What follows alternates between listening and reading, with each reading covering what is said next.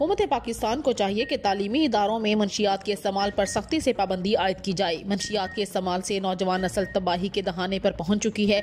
इन ख्यालात का इजहार international human rights movement youth wing Punjab के चेयरमैन राना शहबाज सादिक ने अखबारी नुमाइंदों से मुलाकात के दौरान किया।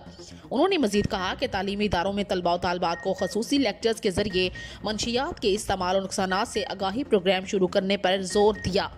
उन्होंने मजीद कहा कि मंशियात के खिलाफ जंग में हम सब पर फर्ज है कि हम अपने अपने इलाके में मुख्तलिफ टीमें बनाकर मंशियात फरोशों के खिलाफ कार्रवाई की जाए और सोशल मीडिया, मसाजिद, गलियों, महल्लों, चौकों पर आवाम में शऊर बेदार करना होगा, क्योंकि मौजूदा हालात में नई नस्ल को मंशियात के खिलाफ आगाही देना वक्त की अशद ज़रूरत है। इसके साथ ही राजी जाफरी को इजाज़त दीजिए। अल्लाह निगहबान।